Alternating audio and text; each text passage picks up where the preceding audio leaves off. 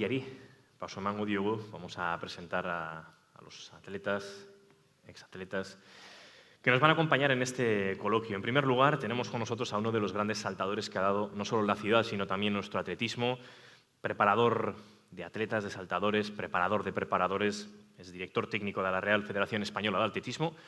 Recibimos con un fuerte aplauso a Ramón Cid.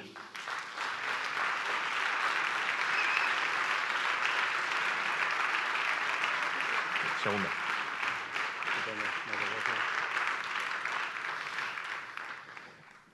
Otro de los grandes saltadores que ha dado la ciudad y también nuestro atletismo. Roman olimpikoa izan zen, Tokion ere, eta baita Mexiko 78ko olimpiar joko horretan bederatzi aldiz, bederatzi bider Espainiako txapeldun, jauzi hirukoitzean, un campeón del triple salto, dominador de la disciplina durante años y además plusmarquista español hasta que fue el propio Ramón Cid quien le arrebató esa marca. Recibimos con un fuerte aplauso a Pipe Areta.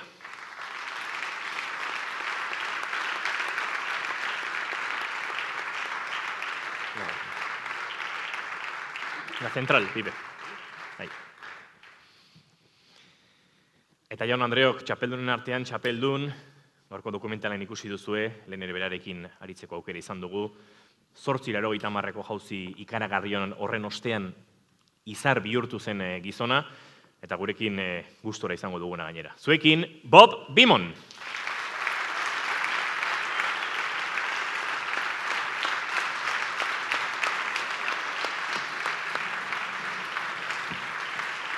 Y por supuesto, Luis, nos vas a acompañar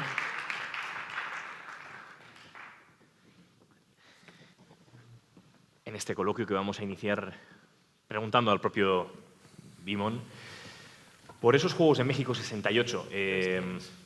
Bueno, lo adelantábamos, unos Juegos en los que además del valor atlético, de las innovaciones tecnológicas, de las marcas, hubo otra importancia específica en cuanto a todo lo que representaron en la lucha por los derechos civiles, por la defensa de algunos grupos sociales.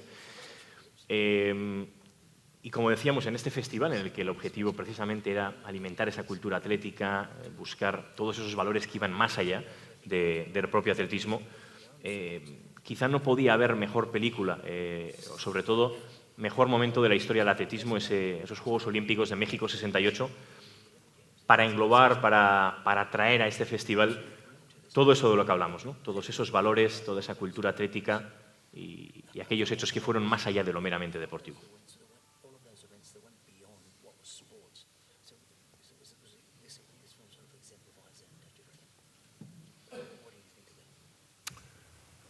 I think just watching the film,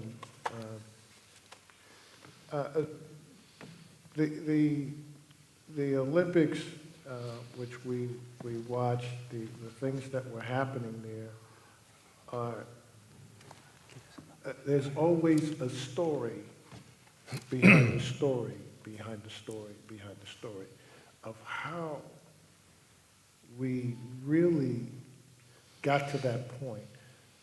But also, it gives a story about the human rights, the human dignity, the things that we so much care about in our lives. And the film gave us a true meaning of what athletics is all about. It's about feeling, and it's about the love of the sport. And what the film did, it captured life situations in its raw, actual raw meaning.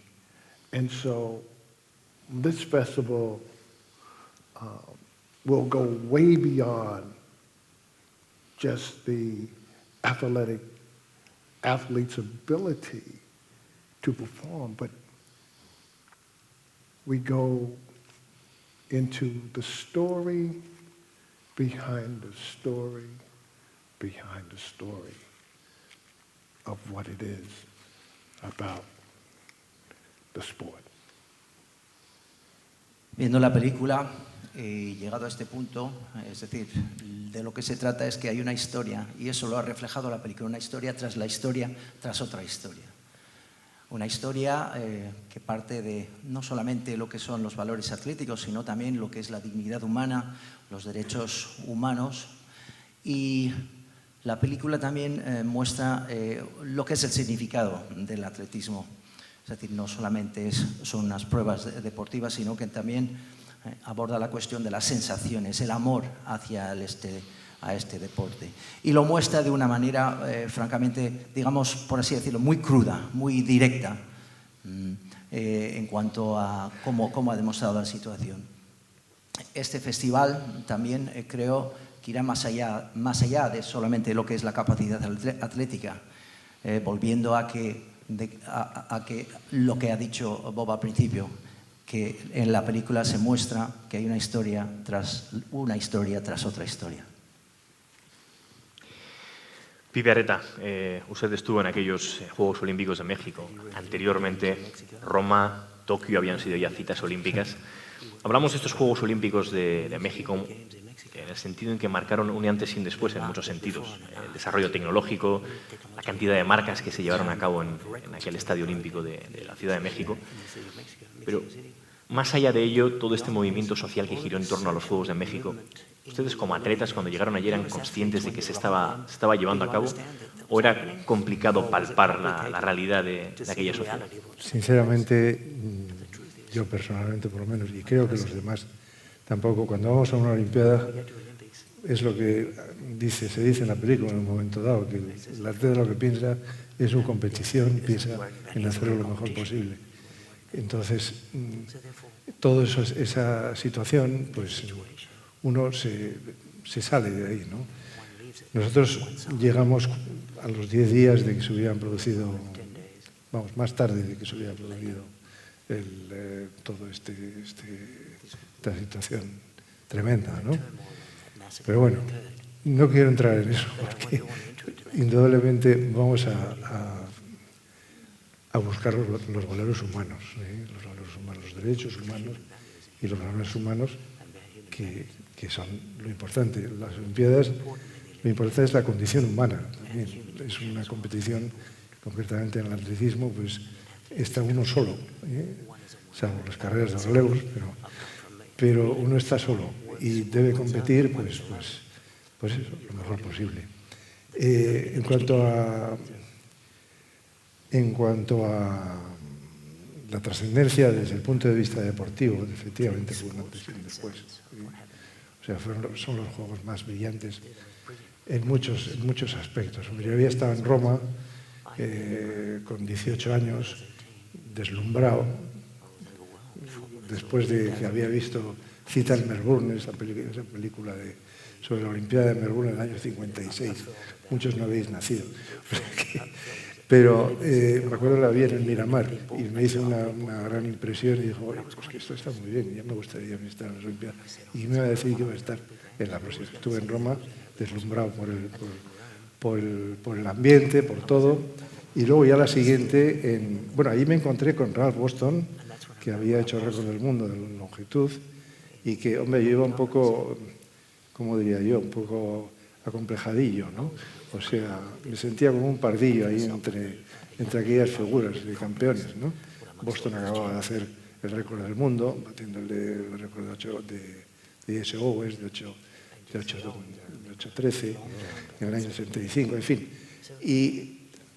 Pero el de estar concretamente con Ralph Boston y con Robertson, entrenando allí en el sitio anterior, ya me quitó todos los complejos.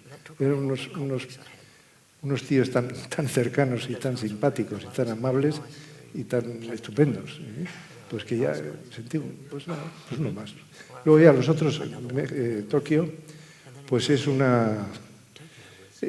pues es otra cosa. O sea, Tokio, lo primero que te choca es pues que después de 28 horas de viaje, pues llegas ahí a Tokio y resulta que está lleno de japoneses. O sea, que es una cosa que dice, hombre, es lo lógico, ¿no? Pero encontrártelos ahí, dice, caray, después de 28 horas, estos están aquí, al otro lado del mundo. Entonces, viajar a Japón era una cosa un poco, no era una cosa tan normal como ahora, ¿no? Bueno, y fue ¿cómo diría yo? Pues como un encontrarme con la universalidad, ¿no? Como quitarte un poco la boina, ¿no? Hablando de... Y entonces, pues, pero ahí tuve la suerte de hacer, vamos, la suerte. Es que el atletismo tiene que salir bien, ¿eh? En triple quedé eliminado en la calificación, pues eso, es que la calificación lo comentábamos Ramón Cid y yo hace un rato, antes de entrar, que hacerse cargo de lo que supone la prueba de la calificación de tenis, 3 intentos, donde hay muchas cosas que no bueno, uy, Dios mío, esto hay que tener cuidado. Eso no me lo había indicado. No, recuerdo que Beamon, o sea, recuerdas quizás en la calificación de longitud, ¿cómo lo pasaste? ¿Cómo lo pasaste? Porque al tercer intento fue, ¿no?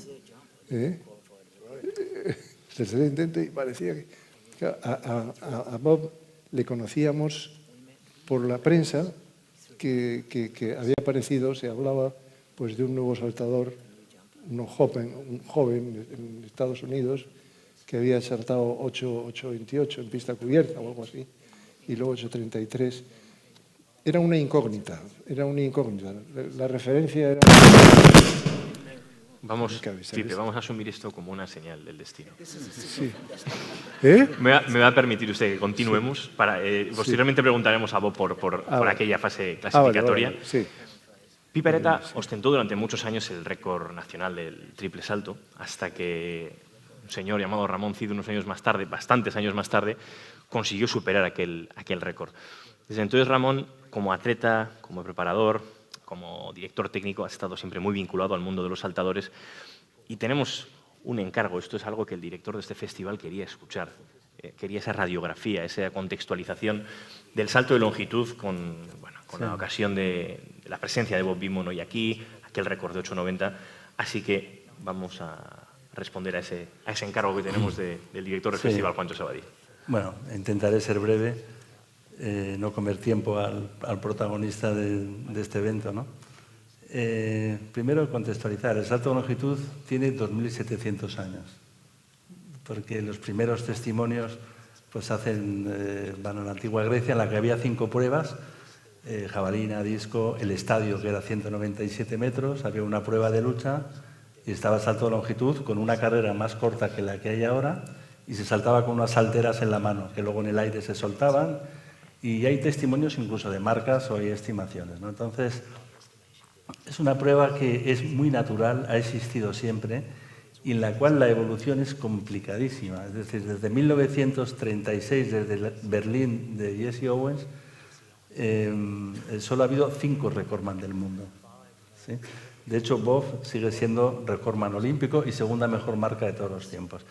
Estaba ahí escuchando, y al encargo que me había hecho Juancho, y he empezado a urdir una idea para, en vez de dar datos, pues entraría a 10,8 metros por segundo, 24 grados de salida. Bueno, los estudios biomecánicos objetivan con datos lo que han hecho los atletas, ¿no? Obviamente Bob Beamon era un genio condicional. Yo creo que una técnica inestable, quizá, no lo sé. Digo, en la carrera de impulso, 19 apoyos. Y estaba ahí pensando, digo, ¿cómo lo explico? Podía dar muchos datos, podía estar hablando un rato y aburrir a todo el mundo. Y se me ha ocurrido una cosa, que es lo que me vais a entender todos. Y es, si me permites, estaba viendo allí, y Bob Beamon venía corriendo desde aquella dirección. Yo tengo más o menos cogido la distancia.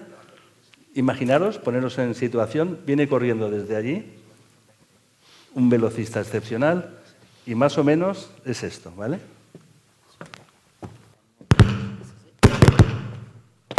Es todo el escenario, ¿vale?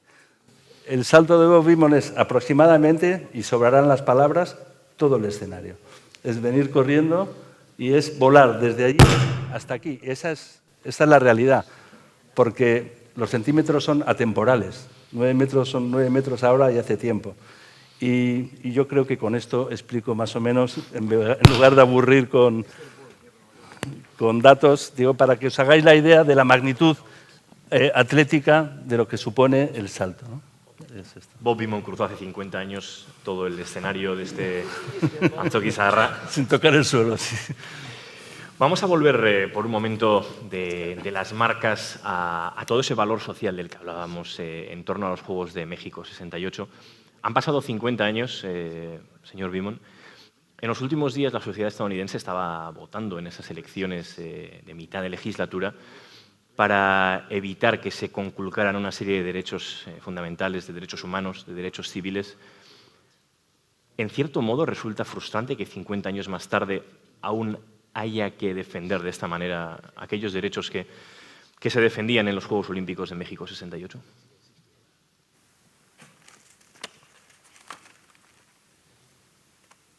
Sometimes history, in terms of civil rights, human rights, we feel that sometimes it takes 3 steps forward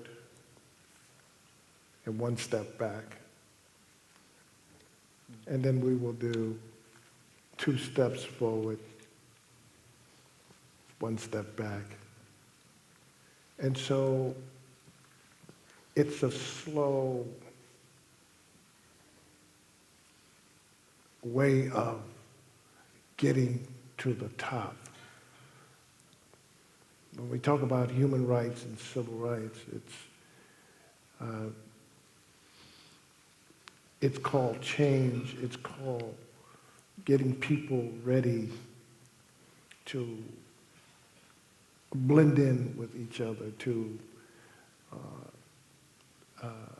begin to get the message, to really understand what it really is to understand unity and rights of each other, being able to accept it sometimes takes many years, decades, and we're here in a half a century and we're still talking about human rights and civil rights. As I said, it is also the story behind the story of how we're getting there, but it's a slow process in getting to the entire world of what it takes to hook into each other and to be able to accept each other. And as we see, not only in America, but it's everywhere in the world, it's sometimes very difficult to talk with people that may have a different understanding, but I think in the end, we will all get the message.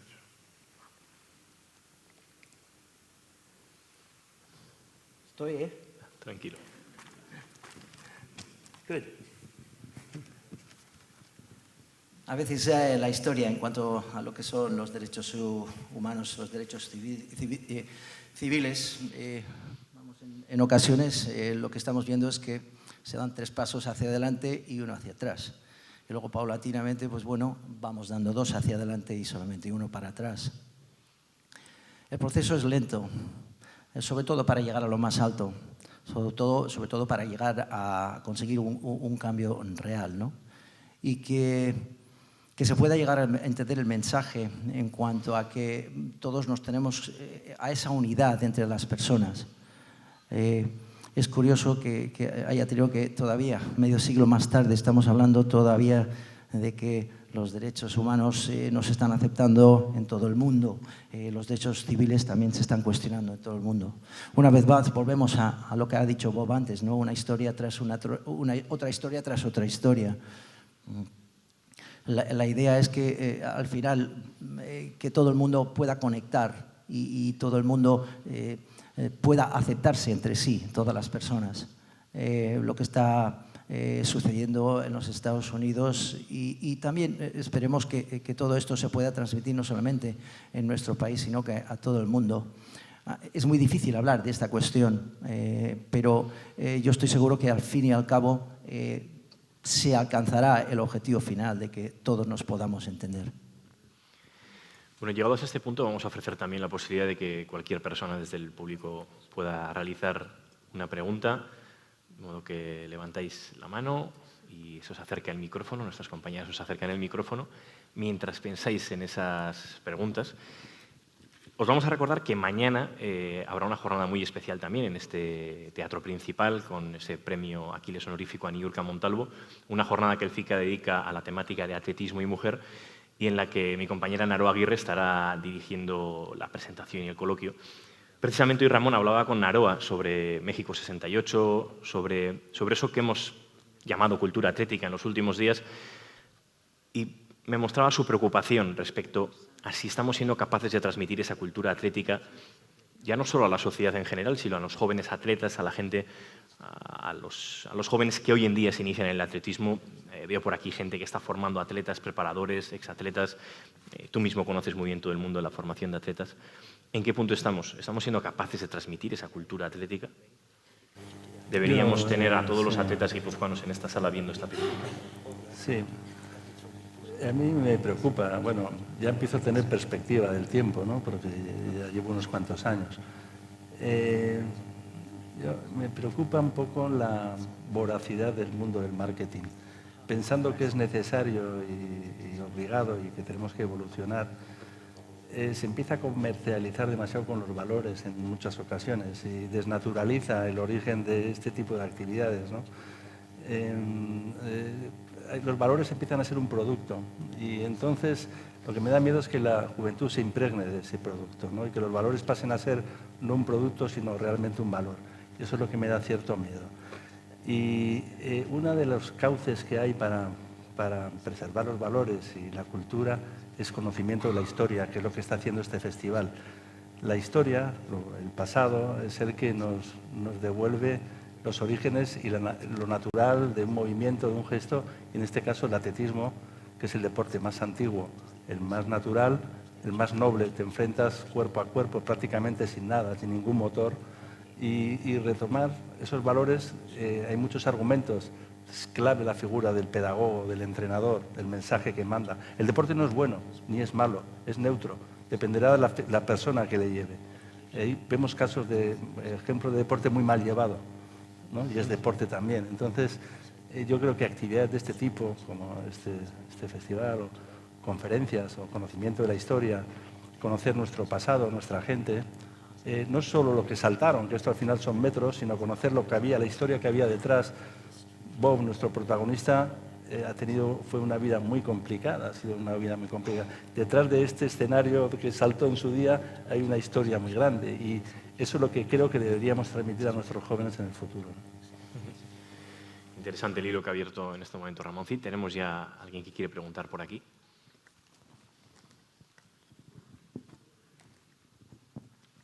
Ahora. Hi, Mr. Bimon.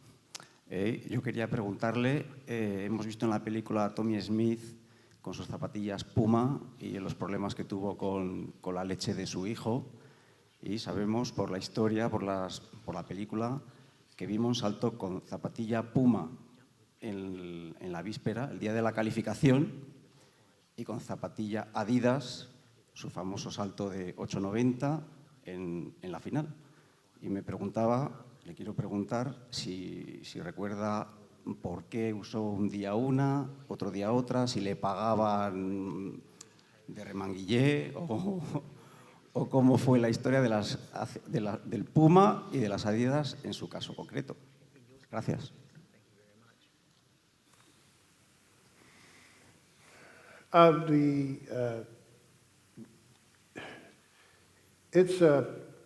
It's very interesting you brought up the question of Puma and Adidas. in 1968, this was the beginning of the marketing of sports, shoes, athletic equipment, where these two companies decided that we want certain people to wear our product. So it began in 1968 in the Olympics, where these two brothers, the Dassler brothers, competed against each other to make sure that certain athletes in the Olympic Games wore their product or their shoe or their uniform. And I would say that because of what happened in '68 with that, it has now become a multi-billion-dollar industry of endorsements of, it could have been Michael Jordan, it could have been Kareem Abdul-Jabbar, or someone famous to endorse a sports shoe or a sports outfit. So I would just like to say that first, that those things became prevalent, and it started back in 1968. For me, in 1968, in the preliminaries, I wore Puma. And I thought that the shoe that they made at the time, that I jumped in Puma, was not as solid of a shoe as the Adidas. And so I tried on the Adidas shoe and found that the Adidas shoe was the right fit, the right feeling for me. And I decided to wear Adidas in the finals. And of course, it became a very famous advertisement with Adidas shoe. So that's where it basically all started. So that was the difference between the shoes, because it felt better for me.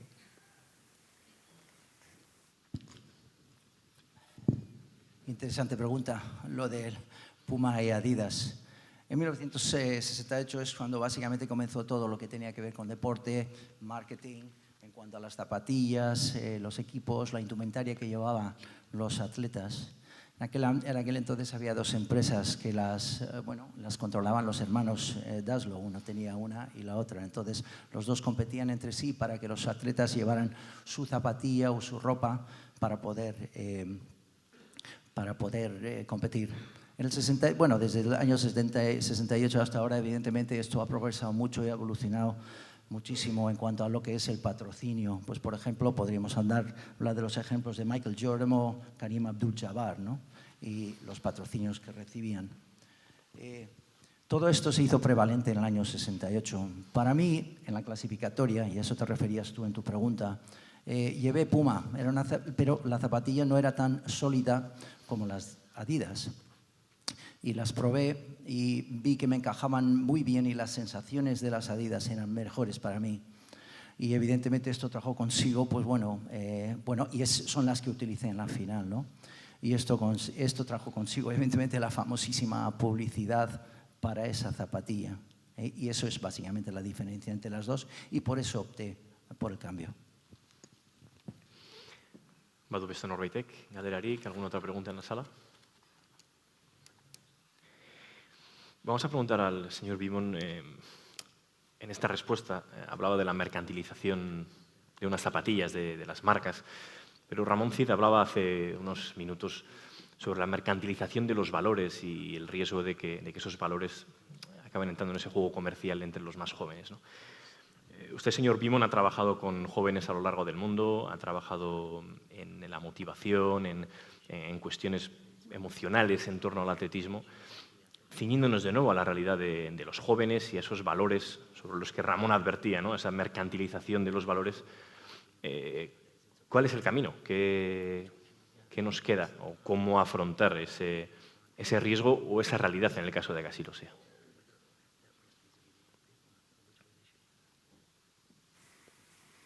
Well, the marketing in sports is just unreal. An example, we talk about marketing with the shoe companies or the sporting goods companies, which would be Nike, Adidas, and Puma. They signed a basketball player, LeBron, when he first came in, I think for 2 or 3 years, and he got probably $100 million. $100 million. It's more than we can imagine for the marketing. Now, in addition to that, we have new ways to communicate in comparison to what they did in 1968, and that is they have computers. The young generation is working with computers. Everything is done by computers. I think we're running into some kinds of problems with human feeling, human emotions and things like this, where we're not touching each other anymore. We're communicating by phone, we're communicating by computer, and so we're missing out on the basic fundamentals, which is being able to communicate with each other by physical contact. We don't do that. It's hardly done anymore. And so we have to find a way to communicate through marketing, through sports products, through people that understand what it is to connect with each other in some human kind of way. Otherwise, we're going to lose communication with each other. You notice that everything is done by computer, phone.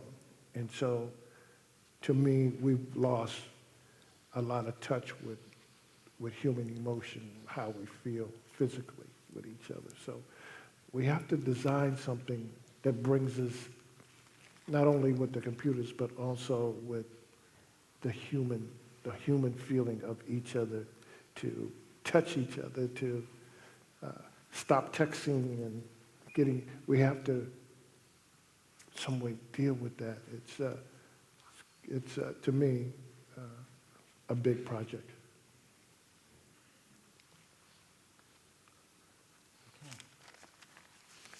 Adelante. Ánimo.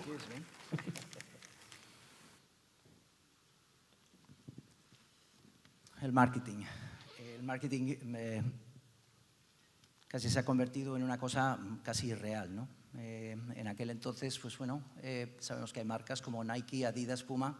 Por ejemplo, cuando ficharon por primera vez a LeBron en el baloncesto, para 2 o 3 años le dieron una cantidad increíble, que fueron 100 millones de dólares. 100 millones de dólares, que es una cifra que casi para digamos, el ciudadano a pie, casi imposible de creer, ¿no? Creo que los jóvenes hoy en día también conectan de otra manera. Hoy en día se utilizan pues, los teléfonos inteligentes, los smartphones, los ordenadores, y el contacto humano se está perdiendo, ¿no? Todo se está perdiendo, todo lo que son las emociones humanas, ya no conectamos. El contacto humano no se hace como se solía hacer en aquel entonces. El marketing y el marketing de productos, el marketing de zapatillas, todo lo que es la indumentaria, todo se está haciendo a grandes niveles. una vez más, se pierde la comunicación, se está perdiendo ese contacto físico entre las personas, entre los jóvenes. Creo que tenemos que, al fin y al cabo, diseñar algo que nos permita mantener ese contacto humano. Menos SMS, menos textos, menos, no quiero utilizar la palabra, pero WhatsApp. En fin, y evidentemente esto es un gran proyecto que todavía tenemos ante nosotros para resolver. Menos. Sí, pero muy brevemente, por Muy favor, breve. que tenemos que despedir. Simplemente, o sea, que lo importante es la condición humana, como he dicho antes, ¿no? Y que el deporte pues dé pie a eso, a la amistad. Lo más importante del deporte es poder convivir, poder competir con otros, respetándole, etcétera. Pero sobre todo, pues está en esa relación humana, en la amistad. La película me ha encantado por muchas cosas, pero quizá por lo que más me ha encantado es por poder ver a una serie de atletas que hacía, pues eso, 50 años que no les veía, como por ejemplo Gentile, con el que estuve 2 años entrenándome, etcétera, con el que conservo una amistad desde hace 50 años, nos seguimos escribiendo emails y, por ejemplo, pues hace poco hablamos sobre, se cumplían 50 años de su medalla, etcétera, todo.